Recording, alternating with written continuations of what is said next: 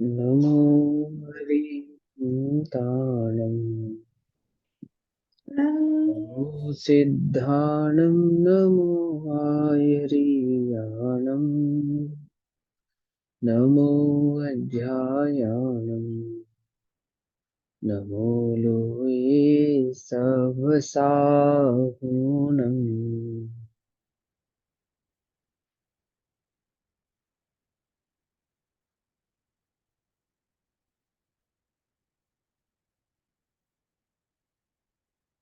ओंकार बिंदु संयुक्तं नित्यं ध्यायन्ति योगिनः कामदं मोक्षदं चैव ओंकाराय नमो नमः। मंगलम भगवान वीरो मंगलम गौतमो गणी मंगलम कुंद कुंदार्द्यो जैन धर्मोस्तु मंगलम। सर्वमंगल मांगल्यम सर्वकल्याणकारकम् प्रधानां सर्वधर्माणां जैनं जयतु शासनम्।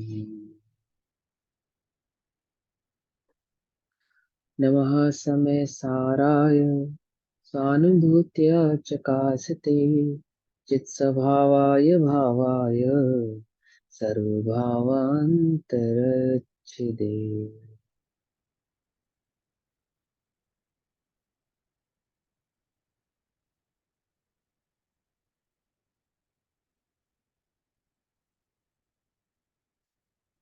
हमारी दोपहर की कक्षा का विषय श्री समय सारजी ग्रंथ चल रहा है और समय सारजी ग्रंथ आचार्य अमरचंद्र देव द्वारा रचित आत्मख्याति टीका के माध्यम से हम पढ़ रहे हैं। पेज नंबर 52 पे गाथा नंबर 19 का आज हमें स्वाध्याय करना है। ठीक है ना। हमने कल कलश 20 है ना, हाँ, कल 20 नंबर कलश तक पढ़ा था। अब गाथा नंबर 19 का स्वाध्याय हम करेंगे। गाथा का पाठ करते हैं। कम मेनो कम महीय अहमदी अह कम च कम्मनो कम्मम जा ऐसा खलु बुद्धि अपड़ी बुद्धो हवदी ताव नो कर्म कर्म जो मैं अरु मैं नो कर्म कर्म नो कर्म है यह बुद्धि जब तक जीव की अज्ञानी तब तक वो रही। ये गाथा, यह आत्मा कितने समय तक अप्रतिबुद्ध रहता है उसके लिए आचार्य देव कहते हैं अप्रतिबुद्ध अर्थात अज्ञानी।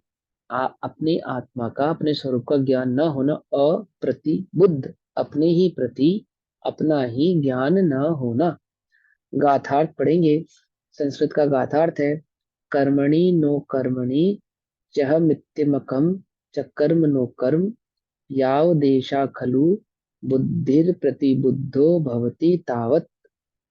यावत जब तक इस आत्मा की, जब तक मुझ आत्मा को कर्मणि अर्थात ज्ञानावरणादि द्रव्य कर्म भाव कर्म च और नो कर्मणि शरीर आदि नो कर्म में अहम यह मैं हूं।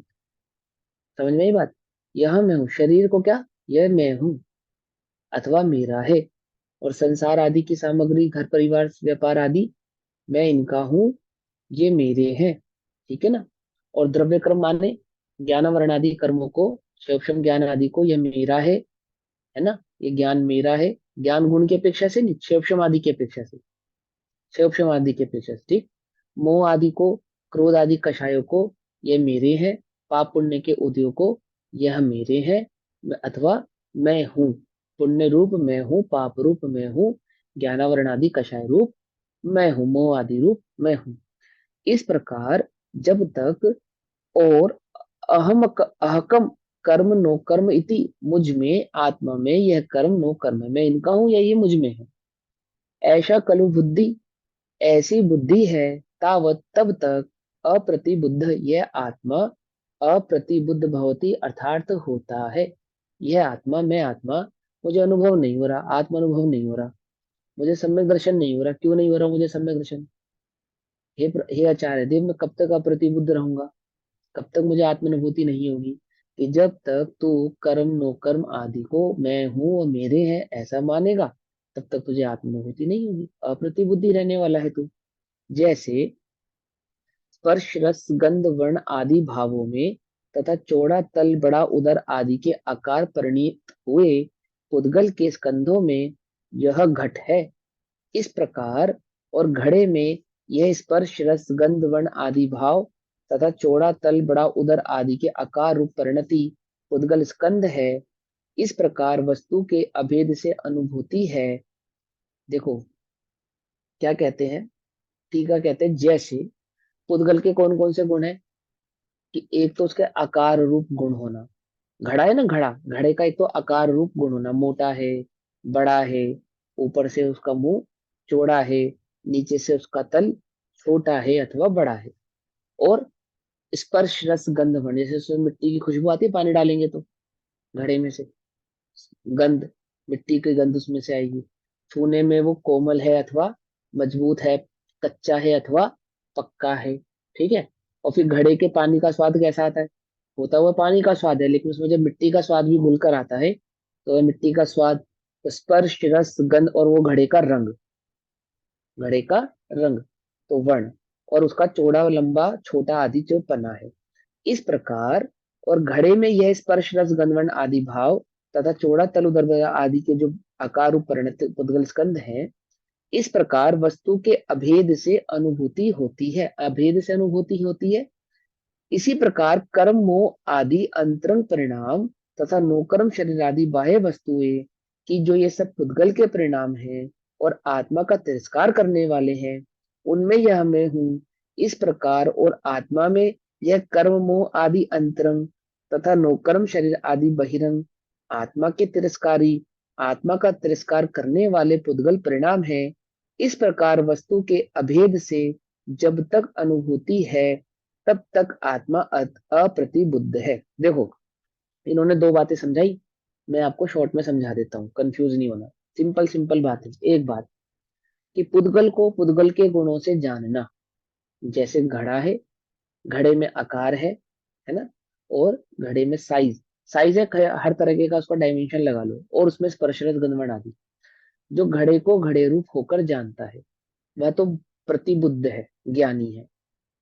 और जो घड़े को घड़े रूप होकर नहीं जानता, अर्थात जैसे जो जीव आत्मा को शरीर आदि की अपेक्षा से जानता है कि शरीर मैं हूँ, कर्म नो कर्म आदि मैं हूँ, और कर्म नो कर्म आदि मेरे हैं, इस प्रकार की जो अनुभूति है, औदैहिक भावों की अनुभूति होना, कर्म के उदय की अनुभूति करना, और शरीर आदि पर द्रव्यों की ऐसी अनुभूति करना कि यह मैं हूं और यह मेरे हैं, इस प्रकार की जो अनुभूति जब तक इस जीव को रहेगी तब तक वह क्या रहेगा? अप्रतिबुद्ध रहेगा। क्योंकि ये भाव कैसे हैं? आत्म स्वभाव का तिरस्कार करने वाले हैं। मैं जो आत्मा हूं, इनसे भिन्न हूं, इस भिन्न स्वभाव को ना जानने से ये जो भाव मैं मान रहा हूं कि शरीर मैं हूं, तो जब मैं ये कहता हूं कि मैं शरीर हूं तो आत्मा का तिरस्कार होता है। जब मैं कहता हूं नो कर्म और द्रव्य कर्म और भाव कर्म मैं हूं, तो आत्मा का तिरस्कार होता है। अब तुम आत्मा का तिरस्कार करके उसकी अनुभूति नहीं कर सकते। तो ये परिणाम आत्मा का तिरस्कार करने वाले हैं। और जब तक तुम इन परिणामों में रहोगे, इस बुद्धि से रहोगे, इस श्रद्धान के साथ रहोगे, तब तक तुम अप्रतिबुद्ध ही रहने वाले हो, तुम्हें आत्मानुभूति नहीं हो सकती। और जब कभी जैसे रूपी दर्पण की स्वपर के आकार का प्रतिभास करने वाली स्वच्छता ही है ना, जैसे दर्पण स्वपर का प्रकाश करने वाली इस दर्पण में स्वच्छता है और उष्णता तथा ज्वलनी अग्नि है, इस प्रकार अरूपी आत्मा की जो अपने को और पर को जानने वाली ज्ञातृता ही है, यानी ज्ञान, ऐसा ज्ञान जो अपने को स्वपर प्रकाशक जाने, जो अपने को स्वपर प्रकाशक जाने, अग्नि की तरह प्रकाशमान जाने, और कैसा जाने? और कर्म तथा नोकर्म पुद्गल के हैं, यानी कर्म और नोकर्म मेरे नहीं है, वह किसके हैं? जो पुद्गल के हैं। 8 कर्म आदि जो द्रव्य कर्म है पुद्गल के हैं, 9 कर्म आदि जो है वो पुद्गल के हैं, और जो भाव कर्म भी है वे भी मेरे नहीं है, पर के निमित्त से उत्पन्न होने वाले हैं, अर्थात वे भी पुद्गल के हैं, वे भी पुद्गल के हैं, ऐसा जाने। और ज्ञान जो गुण है वह मैं हूँ, जो इनको जानने वाला है वह मैं हूँ, जो इनको दर्शाने वाला है झलकाने वाला है, ऐसा ये ज्ञान गुण मैं हूं। इस प्रकार स्वतः अथवा परोपदेश से जिसका मूल भेद विज्ञान है, इस प्रकार जो स्वयं ही जान जावे अथवा श्री गुरु के उपदेश से ऐसा जान लेवे, ऐसा भेद विज्ञान प्रकट कर लेवे, भेद विज्ञान प्रकट कर लेवे क्या, ये सब मैं नहीं हूं और ये सब मेरे नहीं है, या तो स्वतः अथवा श्री गुरु के उपदेश से, किसी के निमित्त से ऐसी अनुभूति उत्पन्न होगी, तब ही आत्मा प्रतिबुद्ध होगा, किसी के उपदेश से अथवा अपनी अनुभव के द्वारा या अपने आप ही।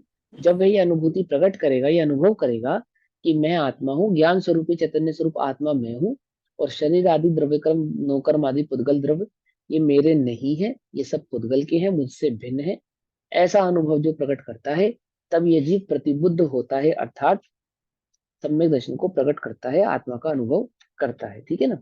नो कर्म कर्म जू मैं अरु, मैं कर्म नो कर्म है, मैं नो कर्म रूप हूँ और नो कर्म मेरे हैं।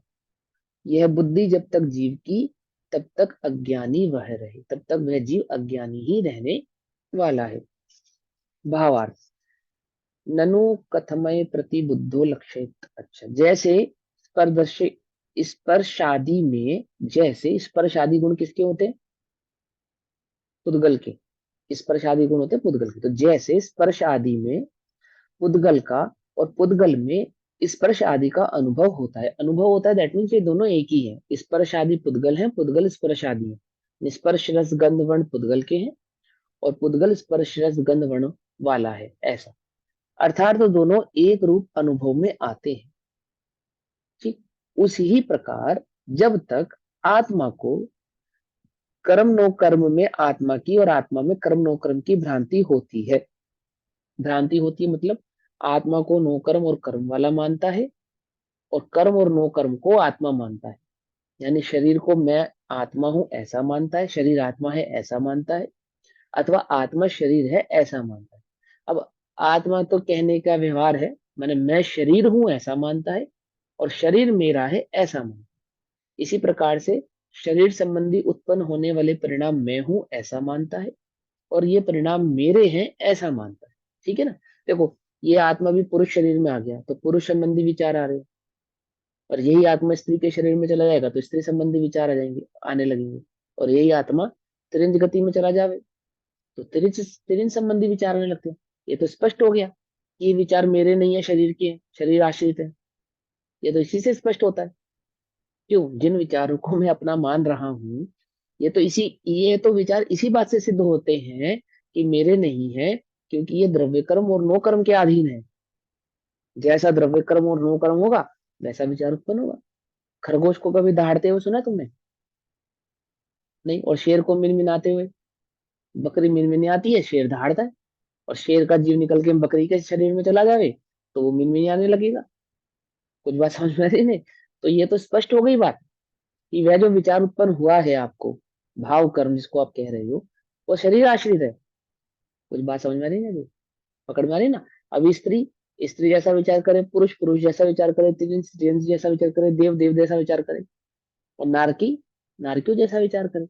तो क्या कहते हैं, जब तक आत्मा ये मानता है कि कर्म और नो कर्म मैं हूं और कर्म और नो कर्म मेरे हैं, ठीक, तब तक जब तक ये भ्रांति होती है, अर्थात दोनों एक रूप भाषित होते हैं, यानी जीव और पुद्गल एक रूप भाषित होते हैं, तब तक तो वह अप्रतिबद्ध है, तब तक तो ये जीव अप्रतिबुद्ध रहने वाला है, अर्थात अज्ञानी रहने वाला है।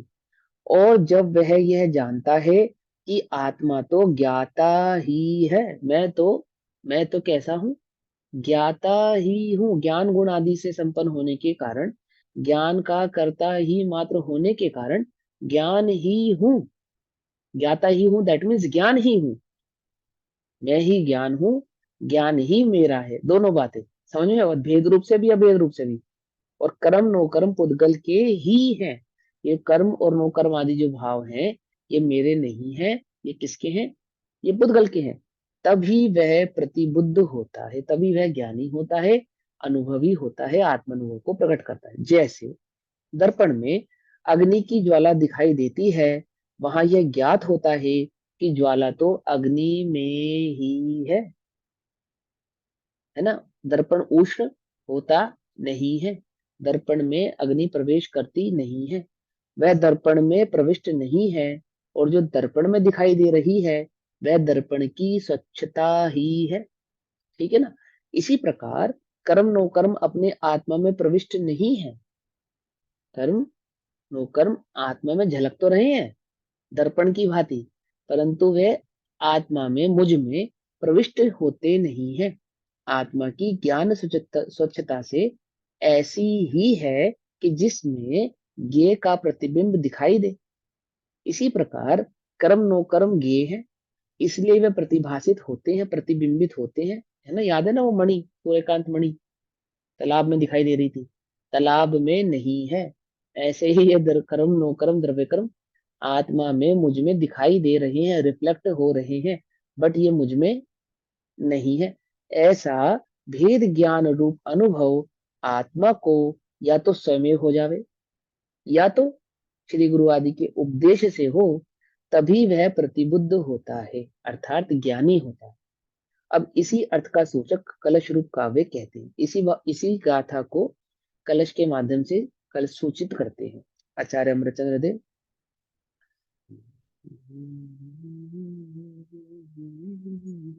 मालिनी छंद कथमपि। एक मिनट, एक पॉइंट पूछना था। इसमें स्वयमेव लिखा है, तो स्वयमेव हो तो हाँ, कालब्धि लेकिन आदि से स्वयं, हाँ, कालब्धि आदि से स्वयं होता है ना, निगर्ज अधिगमज और निसर्गज जो सम्यक हाँ, दर्शन की वो प्रगति अधि की बात करते लेकिन हैं। जो नैसर्गज होता है वो भी पहले, नैसर्गज जो तो हमने इस भव की अपेक्षा से बोला ना, इसमें भी मतलब हम्म, जैसे इस भव की अपेक्षा से तो नैसर्गज है, लेकिन वैसे कभी हम्म। पहली बार जब भी सुनेगा तो वो तो सुनेगा ही ना। हाँ, वो तो ठीक है, वो नियम अलग है, वो एक अलग बात है। यहाँ एक अलग बात से समझा रहे कि काल अवधि से स्वयं चेत जावे। जैसे कुछ जीवों को टूटता तारा किसी की मृत्यु का प्रसंग सुनकर आदि आदि से वैराग आदि उत्पन्न हो जाता है, भेद विज्ञान उत्पन्न हो जाता है।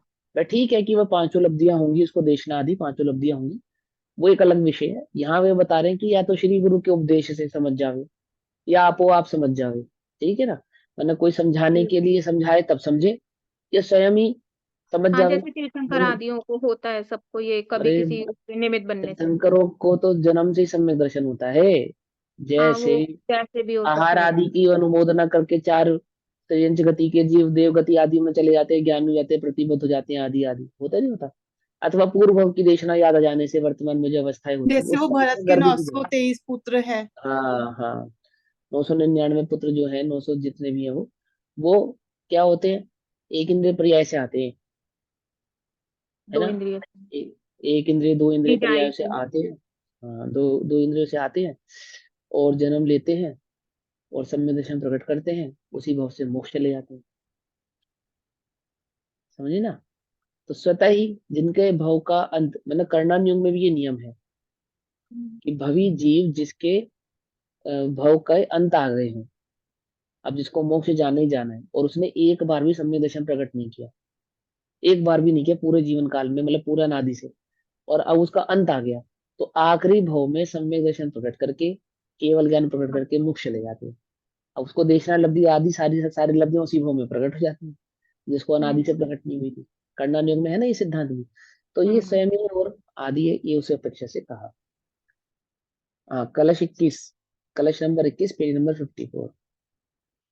कथमपि हि लभन्ते भेद विज्ञान मूला मचलतमनुभूतिं ये सतो वान्यतो वा प्रतिफलन निमगन प्रतिफलन निमगनांत भावस्य भावैर् मुकुर्वद विकारा संततंस्यस्तु एव। एक बार फिर से पढ़ता हूँ, थोड़ी सी मिस्टेक हो गई। कथमपि हि लभन्ते भेद विज्ञान मूला मचलितमनुभूतिं ये सतो वान्यतो वा प्रतिफलन्निमग्नान् भावस्य भावैर् मुकुरवद विकारा सनततम सेस्तु एव। क्या कहते हैं श्लोक में? ये जो पुरुष, ये जो जीव है, ये जो पुरुष है, ये जो स्वतः व अन्यथा व स्वयं, अर्थात अथवा किसी के उपदेश से, ठीक है ना? स्वतः व अन्यथा व, कहाँ लिखा है ये स्वतः व अन्यथा व? मैं हम्म? बताऊं दूसरी लाइन में, ये स्वतो व स्वतो, स्वतो अन्यथा। वान्यतो वेरी वा। गुड। हाँ ठीक है ना। अपने से ही अथवा पर के उपदेश से, अपने से ही हो जावे अथवा पर के उपदेश से हो जावे। कौन? यह जीव, ये पुरुष, ये आत्मा, ठीक है ना। कथम अपि ही, किसी भी प्रकार से, कथमपि ही लभंते, लभंते मतलब लाभ को, लाभ को प्राप्त करता है, लभंते प्राप्त करता है, भेद विज्ञान मूला, भेद विज्ञान जिसका मूल है, ऐसा प्राप्त करता है। कथमपि ही लभंते, कथमपि ही किसी भी प्रकार से, भेद विज्ञान मूला, भेद विज्ञान जिसका मूल उत्पत्ति कारण है, ऐसी अपनी आत्मा की अचलितम, अर्थात अविचल, जो चलित नहीं है, अचलितम जो स्थिर है, चलित नहीं है, अनुभूति, अनुभूति को, लभंते अर्थात प्राप्त करता है, प्राप्त करता है। यह आत्मा अपने से स्वयं अथवा किसी के उपदेश से आत्मा की अविचल अनुभूति को, भेद विज्ञान जिसका मूल है, ऐसी अनुभूति को प्राप्त करता है। ठीक। आत्मा की अनुभूति का मूल क्या बताया इन्होंने? भेद विज्ञान। समझ में बात? ये बात ध्यान रखना। क्यों कहा? पंडित टोडरमल जी ने क्या कहा है? जिन्हें अनुभूति करनी हो, उनका पुरुषार्थ तो एकमात्र भेद विज्ञान करना है। कहाँ से जाना उन्होंने? आचार्य कुंद कुंद देव के समय सार ग्रंथ को पढ़ के उन्होंने ये निश्चय किया। क्या निश्चय किया? कि भेद विज्ञान जिसका मूल है, ऐसी अनुभूति, अनुभूति का मूल क्या है? भेद विज्ञान। तो मैं अनुभूति प्रकट करनी है कि हाँ, निरंतर भेद विज्ञान करो, करो निरंतर भेद विज्ञान। ठीक। आत्म अनुभूति, अविचल अनुभूति को लभंते प्राप्त करते हैं। ते एव, वे ही पुरुष, वे ही जीव, वे ही आत्मा। पुरुष माने आदमी की बात नहीं चल रही है यहाँ पे। पुरुष माने आत्मा, पुरुष माने जीव। ठीक। मुकुरवत यानी दर्पण की भांति, दर्पण की भांति, प्रतिफलन, निमग्न, अनंत भाव स्वभाव। क्या? फिर से पढ़े, देखो। प्रतिफलन, निमग्न, अनंत भाव स्वभाव, अपने में प्रतिबिंबित हुए अनंत भावों के स्वभावों से, अपने में प्रतिबिंबित हुए अनंत भावों के स्वभावों से, अपने में प्रतिबिंबित हुए अनंत भावों के स्वभाव अर्थात अपने में जो प्रतिबिंबित द्रव्य क्रम, भाव क्रम, नो क्रम जो अपने में प्रतिबिंबित हो रहे हैं। कितने प्रकार के हो रहे हैं? एक मिनट में क्षण में क्रोध, क्षण में मान, क्षण में शांति, क्षण में तीव्र, क्षण में मंद, है ना? संसार संबंधी, शरीर संबंधी, कितने कितने कितने सारे। तो अपने में प्रतिबिंबित हुए अनंत भावों के स्वभावों से संततम, निरंतर, संततम, संतति कहते हैं ना इसको, संतति, संततम, निरंतर, यानी कि जो एक के बाद एक कॉन्टिन्यूटी में है, कॉन्टिन्यूटी में, संतति, संततम, अविकार, विकार रहित से तो होते हैं, विकार रहित होते हैं, अर्थात ज्ञान में जो ज्ञेयों के आकार प्रतिभाषित होते हैं, उनसे रागादि विकार को प्राप्त नहीं होते। कौन नहीं होते? जो अनुभूति को प्राप्त होते हैं, वो नहीं होते। समझे बात? नहीं समझे? श्लोक, इसका श्लोक का मतलब समझे ना। ज्ञान में प्रतिबिंबित ज्ञेयों से विकार को, रागादि भावों को प्राप्त नहीं होते। कौन प्राप्त नहीं होते? जो अनुभूति को प्राप्त होते हैं। और अनुभूति का मूल क्या है? भेद विज्ञान। और वह भेद विज्ञान कैसे प्रकट किया उन्होंने? वह अनुभूति, जो भेद विज्ञान इसका मूल है, स्वतः अथवा पर के उपदेश से। समझ में आ रही बात? नहीं समझ में आ रही है? कैच कर पा रहे हो उसको अच्छे से? सीरियल इसके है ना। स्वयं या पर के उपदेश से। आत्मानुभूति जिसका भेद विज्ञान मूल है, आत्मानुभूति की अपने अपने आप से की या पर के उपदेश से की। और भेद विज्ञान जिसका मूल था, भेद विज्ञान मतलब स्वपर का जो भेद विज्ञान उसने प्रकट किया कि यह मैं हूं और यह मैं नहीं हूं, ये सब पर है। ज्ञान में हूं और ज्ञान में झलकने वाले ज्ञेय आदि परिणाम भाव मेरे नहीं है, मेरे से भिन्न है। ऐसा उसने जो आत्मा को अनुभव किया है, उसके ज्ञान में प्रतिबिंबित होते हैं, ज्ञ आकार प्रतिबिंबित होते हैं, परंतु उसको राग द्वेष उत्पन्न कराते नहीं है। ये बात है ना।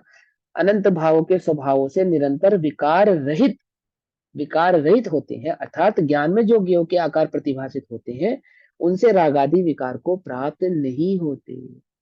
अभी तुम्हें ज्ञ तो प्रतिभाषित होंगे, तुम्हें विकार को प्राप्त होना या नहीं होना? कि नहीं होना, तो बस सतत ज्ञान को देखो, सीधी सी बात। भेद विज्ञान जिसका मूल है, ऐसी आत्मानुभूति को प्रकट करो। प्रकट करने पर क्या होगा? कि ज्ञ दिखने बंद हो जाएंगे? ऐसा नहीं। ज्ञों से उत्पन्न होने वाला जो विकार अर्थात राग आदि भाव है, वह नहीं होगा। और बंध का मूल कारण क्या है? बंध का मूल कारण ज्ञ है या राग है? बोलो भैया। नहीं अज्ञान। समझे? भेद विज्ञान अज्ञान का है नहीं ना। पता होना। हाँ, मतलब उसको अगर कहें समयसार जी में के आधार से, तो बंधे एक रागादिक अशुद्ध उपयोग शुद्ध से, उपयोग से। है ना।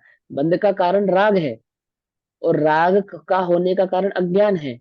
और अज्ञान क्या है? कि भेद विज्ञान ना होना ही अज्ञान है। समझ में बात? आत्मानुभूति न होना ही अज्ञान है। ठीक। तो अब शिष्य प्रश्न करता है कि अप्रतिबुद्ध को कैसे पहचाना जाए? कैसे पहचाना जा सकता है? कब तक अप्रतिबुद्ध रहता है? तो ये बात कि जब तक तू पर से भिन्न अपने एकत विभक्त आत्मा का अनुभव नहीं करेगा, पर को पर नहीं जानेगा, ज्ञाकार की दृष्टि छोड़कर मात्र ज्ञान की दृष्टि नहीं करेगा, तब तक तू अप्रतिबुद्ध रहेगा। और बोले उसका लक्षण क्या है, कैसे पहचाना जा सकता है कि अप्रतिबुद्ध है, उसका चिन्ह बताइए। तो उसके उत्तर स्वरूप गाथा कहते हैं। ठीक है ना। कि अप्रतिबुद्ध कब तक रहेगा? जब तक अनुभूति नहीं करेगा। और उसका चिन्ह क्या है? मैं प्रतिबुद्ध हूं या अप्रतिबुद्ध हूं, मैं कैसे पहचानूंगा? कैसे पहचानूंगा? मैं प्रतिबुद्ध हूं या अप्रतिबुद्ध हूं, मुझे कैसे मालूम चलेगा? तो कहते हैं, सुनो भैया कैसे मालूम चलेगा। गाथा नंबर 20, 21 और 22, तीन गाथा एक साथ कहते हैं।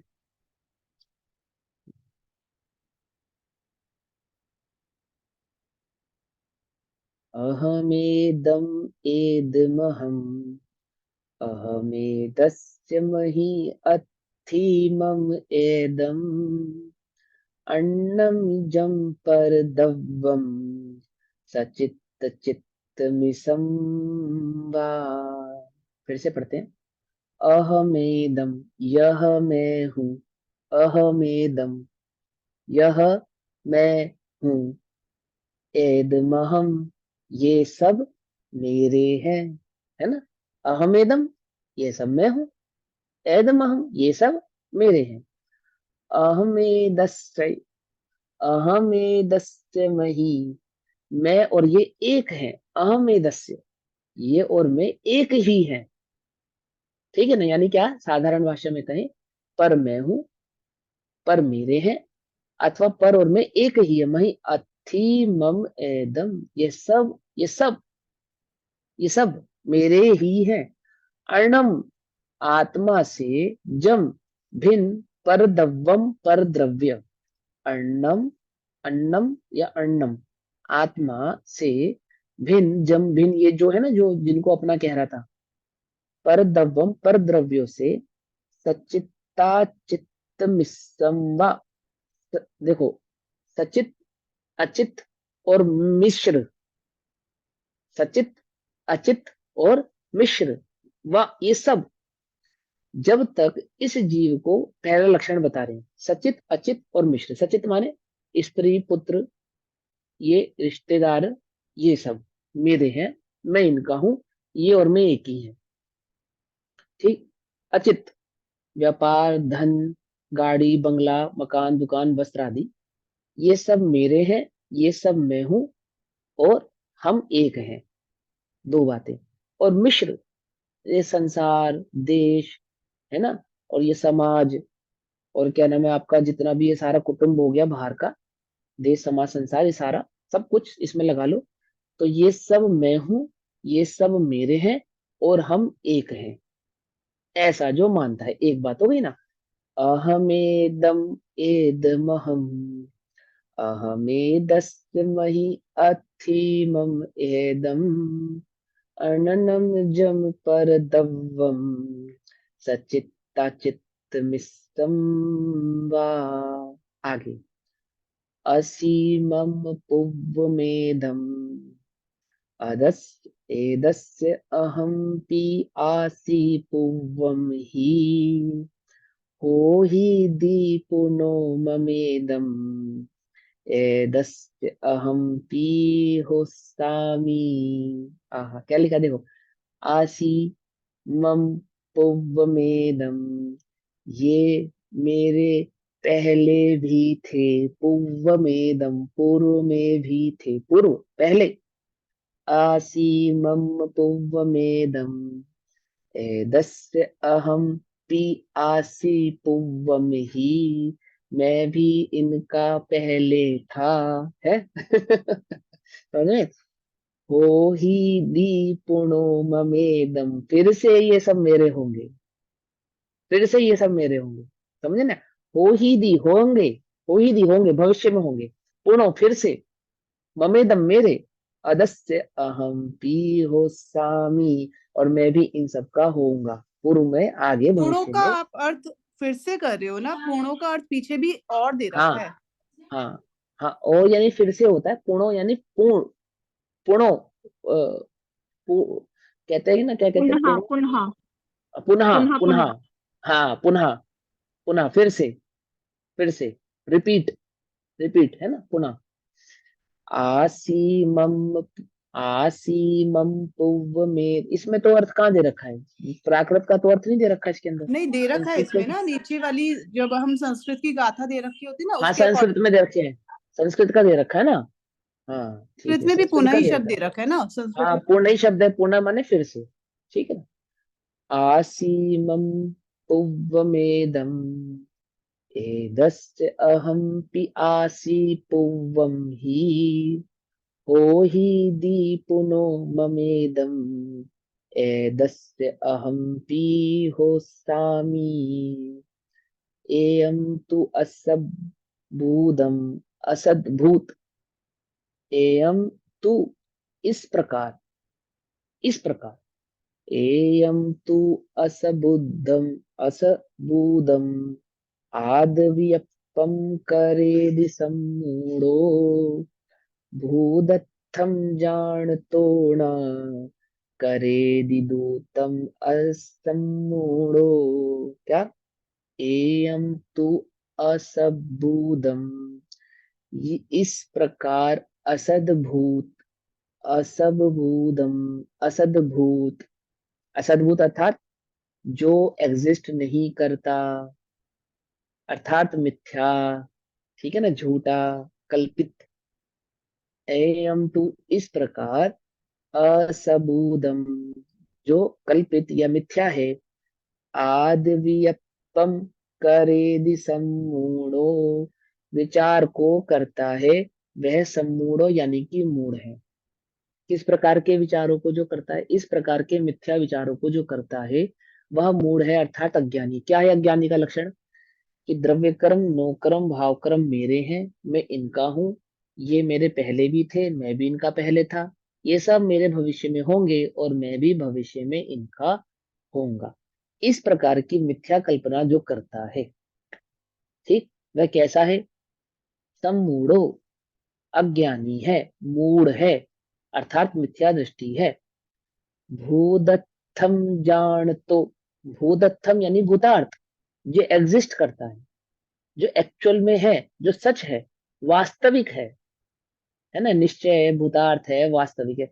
भूदत्तम जान तो, जानता है। नव करेदि नहीं करता, दूतम असमूढ़ो यानी कि जो मिथ्या कल्पना नहीं करता वह असमूढ़ो, वह अमूढ़ है। अमूढ़ है मतलब ज्ञानी है, मिथ्या दृष्टि नहीं है। जो इस प्रकार की मिथ्या कल्पना नहीं करता। बोलो भैया, कैसी कल्पना करते हो तुम? ये सब मेरे हैं। क्यों, तुम्हें चाहिए ना भविष्य में कौन सा शरीर चाहिए तुम्हें? हे भगवान, भविष्य में मैं पुरुष हो जाऊं। जो ये जानता है कि ये मैं हूं, मेरे हैं, भविष्य में मैं इनका होऊंगा, मेरे होंगे। क्या शरीर तुम हो क्या? बोलो। यहाँ तो कहते हैं शरीर मैं नहीं हूं, ये सम्यक दर्शन है, पर भविष्य में मुझे पुरुष होना है। बोलो भैया, तुम कल्पना कौन सी करते हो, सम्यक है या मिथ्या है? होना है या नहीं होना है? बोलो। अशरीरी की कल्पना करते हैं हम अरे बिल्कुल पुरुष भी। ही हो। पुरुष का मतलब नहीं समझते ना तुम, जीव। पुरुष वाले बात भी नहीं, यहाँ पर है, जो पुरुष। लिखा था नहीं लिखा था, जो पुरुष। कुछ बात समझ में नहीं, हाँ। हाँ ठीक है, वो अपेक्षा से ऐसा भी कहते हैं कि स्त्री पर्याय का भेद करना है, वो सारी बात ठीक है, लेकिन यहाँ पे अनुभूति की अपेक्षा से बात को कह रहे हैं, हिंदी में पढ़ेंगे। यही पर्याय का विवेक हुआ। हाँ, पर्याय का विवेक इतना ही है, उसमें क्या है। मैं ये अरु ये मैं हूँ, इनका अरु ये है मेरे, जो अन्य है पर द्रव्य मिश्र, सचित अगर अचित वे, मेरा ही यह था पूर्व में, मैं इसी का गत काल में, ये होएगा मेरा अरू, मैं इसका हूँगा भावी में। अयथार्थ आत्म विकल्प ऐसा, मूढ़ जीव ही आचरे। आचरे मतलब अनुभव करे, समझे भाई। भूतार्थ जानन हार ज्ञानी, ये विकल्प नहीं करे। समझे, ये एक्चुअल में मूल मंत्र है सहजता का। आपको सहज रहना है, बिल्कुल सहज बोले हाँ। ये मेरे हैं, मैं इनका हूँ, ये मेरे थे, मैं इनका था, ये मेरे होंगे और मैं इनका हूंगा। ये बुद्धि जिसने छोड़ दी, ज्ञानी तो है ही, वर्तमान में सहज भी है। समझ में बात नहीं समझ। अन्यत यत पर द्रव्यम, अन्यत यत पर द्रव्यम, जो पुरुष अपने से, हाँ भैया पुरुष हो ना तुम, समझ में आई बात, या स्त्री हो। जो पुरुष पुरुष है अपने, पुरुष। हाँ पुरुष हो। अब वो दुनिया तो कहेगी कि तभी तो ज्ञानी बेवकूफ नजर आते हैं दुनिया को, क्या।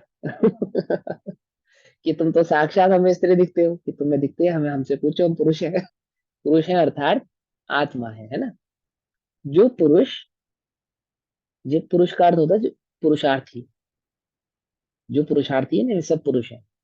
और पुरुषार्थ का एक मतलब और भी होता है, जो अपने में रहे वो पुरुष, जो जिसको अपना कार्य करने के लिए पुरुष पर की आवश्यकता नहीं है, पुरुष।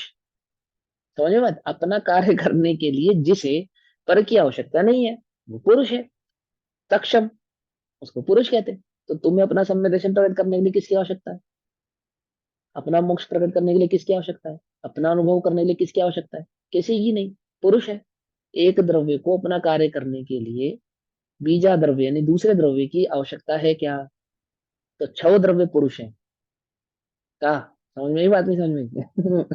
छह द्रव्य पुरुष है, और यहाँ जीव की अपेक्षा से कह रहे हैं, इसलिए जीव पुरुष है। ठीक, समझे ना, तो तुम्हारे सूत्र पड़ा, संविरूढ़ ने, है ना, आदि आदि न है ना, ये नाम नए आदि निक्षेप ऐसा। जो पुरुष अपने से अन्य जो पर द्रव्य, सचित्ता चित्त मिश्रम व, सचित्र स्त्री पुत्रादिक अचित धनादिक तथा मिश्र ग्रामादिक हैं, उन्हें यह समझता है कि अहम एतत्, यह मैं हूं, मैं यह हूं, ठीक है ना। अतत अहम, यह द्रव्य मुझ स्वरूप है ना। ये कमरा मेरा है, तुम इसमें कैसे घुसे, मेरे कमरे का तुमने ध्यान क्यों नहीं रखा, ऐसा कर दिया वैसा कर दिया, छोटी छोटी होती है लड़ाई होती है। ये कपड़ा मेरा है, ये सामान मेरा था, तुमने छू कैसे लिया। जो पुरुष उन्हें ऐसा समझता है कि ये मेरे हैं, अहम एतत्, यह मैं हूं, अतत अहम, ये द्रव्य मुझ स्वरूप है। मैं नहीं होऊंगा तो क्या होगा, इनका क्या होगा, मेरे से ही तो है। अह, यह द्रव्य मुझ स्वरूप है। अहम एतस्मि, मैं इसका हूं, मालिक हूं, मालिक हूं मैं इसका हूं। अतित मम अस्ति, यह मेरा है, अधिकार है ना, यह मेरा है। अतित एम अतित मम पूर्वत आसित, यह मेरा पहले था, पहले था, ठीक। एतस्य अहम अपि पूर्वम आसम, इसका मैं भी पहले था, मेरा तो ये था ही, और मैं भी इसका था, ठीक। एतत् मम पुनः भविष्यति, यह मेरा भविष्य में होगा, होगा या नहीं होगा, बोलो भैया। है ना। चक्रवर्ती का चक्र होता है ना, चक्र प्रति नारायण, तो प्रति नारायण अर्धचक्री होते हैं, अर्धचक्री होते हैं, और तीन खंड के विजेता होते हैं। और चक्री जो नारायण होते हैं, नारायण और ये प्रत्यनारायण जीवन काल में आपस में कभी मिलते नहीं, दूर दूर रहते हैं, और दूर दूर से ही एक दूसरे के दुश्मन रहते हैं, दूर दूर से ही। माने इनको कोई कहता है कि वो ऐसा है, उसकी तारीफ करता है कोई, तो इन्हें अंदर में जलन होने लगती है। और ऐसे नारायण के साथ होता है कि कोई प्रति नारायण की तारीफ करता है या उसकी प्रेज करता है, तो इसको अंदर से जलन होने लगती है। दोनों के जीवन काल में एक ऐसा मौका पड़ता है, क्या मौका पड़ता है, कि पर ये इनका तो आमने पूर्व सामना लोग के होता है। बैर ही होते हैं ना। हाँ, पूर्व होके बैरी होते हैं ना, और जन्म उस जन्म में तो एक दूसरे से मिले नहीं होते, सिर्फ हाँ। सुनकर ही दूसरे से, एक दूसरे से बैर पाला हुआ होता है। एक दूसरे की प्रेज सुनकर ही एक दूसरे से बैर पाल ऐसा लेते कुछ शायद वो रामायण वाली स्टोरी जो है, अपना ग्रंथ रामायण वाला, हैं। हाँ उसमें भी तो हाँ, ऐसा पद्म कुछ है पुराण। ना, जैसे रावण जो होता है, उनका कुछ लक्ष्मण। पढ़ हम्म, पढ़ जो भी पुराने जो भी पूर्वज होते हैं उनका, मतलब कुछ प्रॉपर्टी वगैरह हथियाली होती है, इस टाइप से कुछ आया है उसमें, तो इस चलो टाइप जो से भी वो कुछ स्टोरी होगी है। मुझे नहीं, ध्यान नहीं पर आ रहा, वो तो लेकिन यह है कि ब्राह्मण नारायण होते हैं और ना। प्रति नारायण का ऐसा नियोग होता है। सुनो, मेरे को जो बात मूल बतानी है इसके अंदर, नारायण और प्रति नारायण का दोनों का ऐसा ही नियोग होता है, दोनों जन्मजात दुश्मन होते हैं। जैसे बिल्ली और कुत्ते का आपसी कोई दुश्मनी नहीं है, जन्मजात बैर है। सांप और नेवले का कोई कारण नहीं है कि सांप ने नेवले के साथ कुछ गड़बड़ कर दी थी, ये जन्मजात ही बैर चल रहा है, ठीक है ना। ऐसे ही इन दोनों का जन्मजात बैर होता है, किसका, नारायण और प्रति नारायण। रीजन कुछ नहीं है, पर दोनों का बैर है, बस बात खत्म। अब वो तो बैर है तो कोई ना कोई रीजन क्रिएट करेंगे ही, ठीक है ना। हो गया, चलो जी बैर। अब इनका अपने जीवन काल में सामना होता है युद्ध के साथ। तो जो प्रति नारायण होता है, वो नारायण के साथ जब युद्ध होता है इन दोनों का, तो अपनी सारी शक्ति लगा देता है युद्ध में, सारी। और वो नारायण जो होते हैं वो भी अपनी सारी शक्ति लगा देते हैं, क्योंकि ये तो अर्धचक्री होते हैं ना प्रति नारायण उस समय। तो इनको बड़ा रहता है यार, ये हार ही नहीं पा रहा मुझसे, सारे आधा छह तीन खंड मैंने झुका दिए, ये क्या है। तो क्रोध में वो चक्र, ये मेरा है, ये चक्र मेरा है, ऐसा मानकर छोड़ता है। किस भावना से छोड़ता है, कि ये मेरा चक्र है, मेरे अनुसार ही परिवर्तित करेगा, और उसका वध करके मेरे पास लौट आवेगा। और चक्र क्या करता है, दल बदल लेता है, दल बदलू होता है वो चक्र। वो जैसे ही छोड़ते हैं, तो वो प्रति नारायण से जाता है, और नारायण की तीन प्रदक्षिणा देकर उनके दाएं कंधे के पास स्थित हो जाता है जाके। अब वो क्या मान के छोड़ा था, ये मेरा है, इसका, ये मेरा पहले था, और भविष्य में भी मेरा होएगा, टिक जाऊंगा, और इसमें क्या सबसे दम है ज्यादा इसके, भरोसेमंद होते हैं। है ना। सबसे अंत में छोड़ते चक्रवर्तन हैं। होता है, वो तो प्रकट होता है उनको स्वयं से। सबसे उस अंत में उस छोड़ते हैं। चक्र, हाँ, उस चक्र के कारण ही तो को तीन खंड का विजेता होते हैं, उस चक्र के कारण ही तो होते हैं। चक्र उनका हो जाता है, और उसी चक्र से उसका वध हो जाता है, किसका, प्रति नारायण का। और वो जो तीन खंड की विभूति जो उसकी थी या नहीं थी। वो किसकी हो जाती है, समझे नहीं समझे। हाँ, वो नारायण। नारायण की हो जाती है। अब तुम्हारे कितने खंड की विभूति है, ये तीन खंड का मकान है हमारा, अर्धचक्री तो हम भी हैं। क्या। समझे नहीं समझे।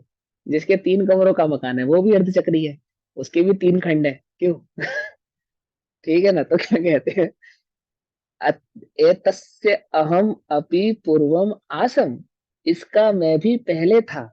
एतत् मम पुनः भविष्यति, यह मेरे भविष्य में होगा।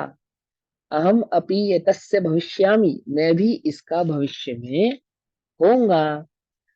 एतत् तु असद्ध भूतम, ऐसा झूठा, असद्ध भूतम, ऐसा झूठा, आत्मविकल्पम, आत्मविकल्प करोति अर्थात करता है। आहा, अपने में आत्मा में ऐसा विकल्प करता है कि मैं आत्मा हूं ऐसा तो जानता नहीं। ये शरीर मैं हूँ, शरीर आदि के रोग मैं हूँ, इसकी स्वस्थता मैं हूँ, ये पुण्य का उदय मैं हूँ, ये पाप का उदय मैं हूँ, ये संयोग मैं हूँ और ये वियोग मैं हूँ, और भविष्य में भी होंगे, भूतकाल में भी थे। ऐसा झूठा आत्मविकल्प जो करता है वह क्या है? वह सम्मूढ़, मूढ़ है, मोही है, अज्ञानी है, मिथ्या दृष्टि है। समझे नहीं समझे? ये शास्त्रीय भाषा की गालियां हैं, समझे? जीव को शास्त्रीय भाषा की गालियां है। क्या है? मूढ़ है, मोही है, अज्ञानी है, मिथ्या दृष्टि है। तू और जो पुरुष भूतार्थ, भूतार्थम, भूतार्थम यानी परमार्थ वस्तु स्वरूप को जानता हुआ, तम वैसा झूठा विकल्प न करोति। कैसा झूठा विकल्प? ये मेरे हैं, मैं इनका था, ये मेरे होंगे, आदि आदि। ऐसा जो झूठा विकल्प नहीं करता, न करोति, न करता, नहीं करता, वह असम्मूढ़, मूढ़ नहीं है। कैसा है? ज्ञानी है। टीका करें, दृष्टांत से समझाते हैं। जैसे कोई पुरुष ईंधन और अग्नि को मिला हुआ देखकर ऐसा झुकता विकल्प करे कि अग्नि है सो ईंधन है और ईंधन है सो अग्नि है। अब ये थोड़ा सा तुम्हारे को मुश्किल पड़ सकता है। देखो, लकड़ी में आग लगाई, लकड़ी में आग लगाई, तो किसी ने ऐसा झूठा विकल्प किया, ये झूठा विकल्प है। क्या झूठा विकल्प किया? कि अग्नि है सो लकड़ी है, लकड़ी है सो अग्नि है। जबकि लकड़ी और अग्नि दोनों भिन्न है। क्या?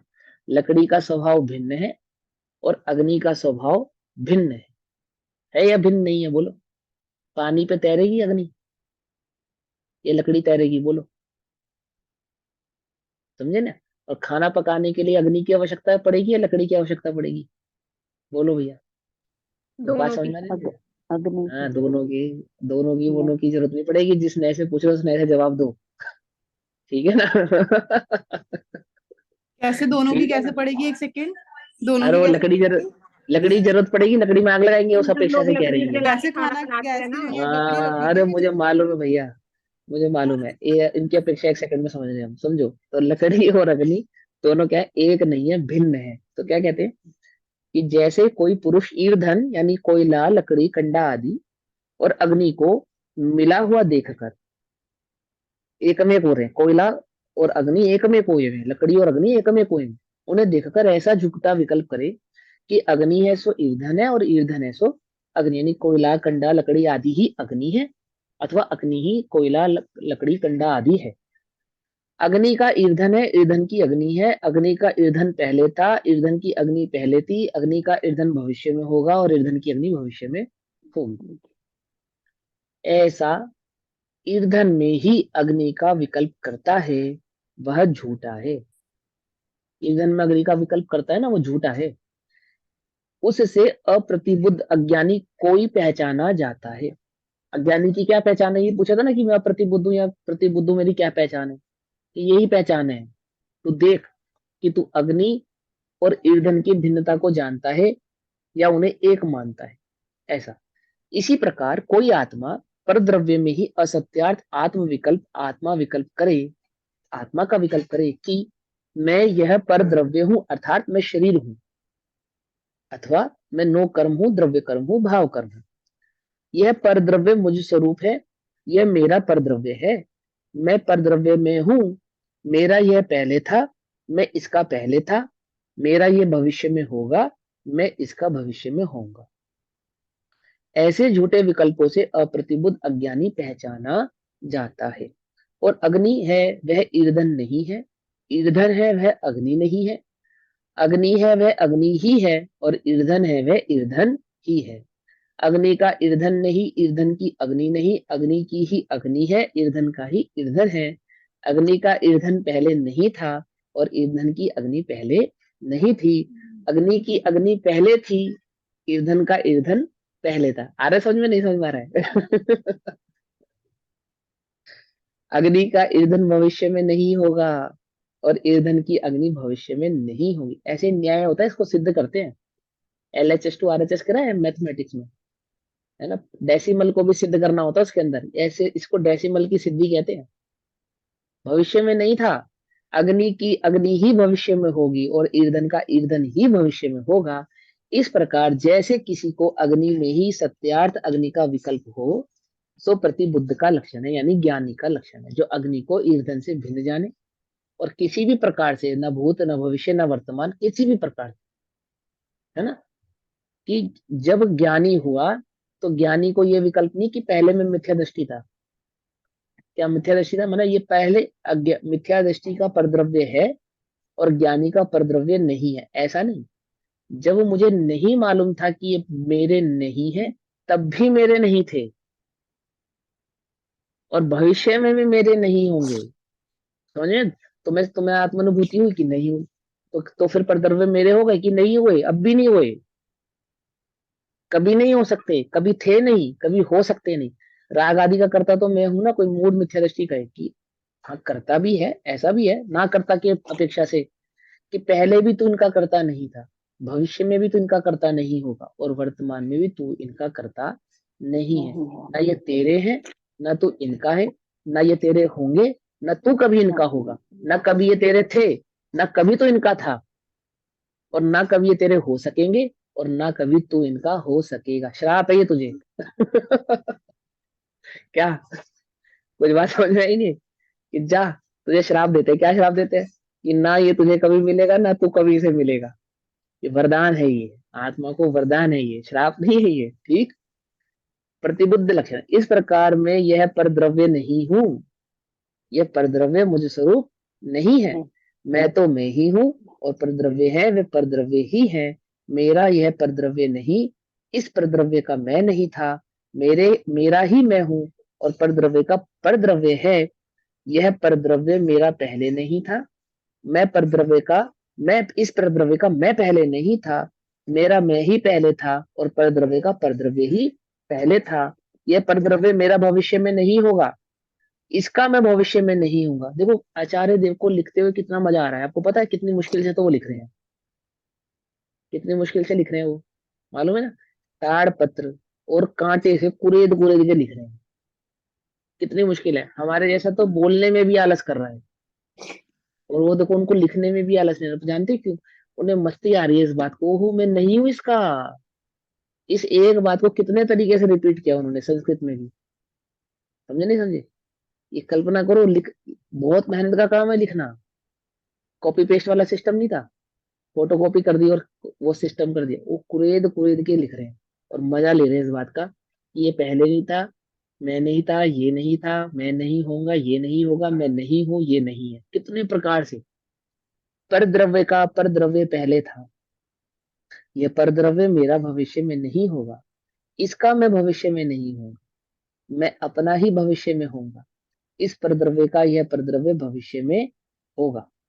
ऐसा जो स्वद्रव्य में ही सत्यार्थ आत्म विकल्प होता है, वही प्रतिबुद्ध ज्ञानी का लक्षण है। इससे ज्ञानी पहचाना जाता है। ये ज्ञानी की पहचान है। समझ में बात? कि किसी भी प्रकार से भूत भविष्य वर्तमान में कृत कार्य का अनुमोदना पूर्वक किसी भी प्रकार से ना परद्रव्य का मैं हूं, ना ही परद्रव्य मेरा है। भावार्थ, जो जो परद्रव्य में आत्मा का विकल्प करता है वह तो अज्ञानी है, और जो अपने आत्मा को ही अपना मानता है वह ज्ञानी है। यह अग्नि ईंधन के दृष्टांत से दृढ़ किया है। अब इसका अर्थ का कलश रूप काव्य कहते हैं। तो कलश नंबर 22 हम कल पढ़ेंगे। तब तक के लिए सभी को जय जिनेन्द्र। निज निधि निज में बताई, यह अनंत उपकार है, उसके लिए जिन वाणी माँ को वंदना शतबार है। नमो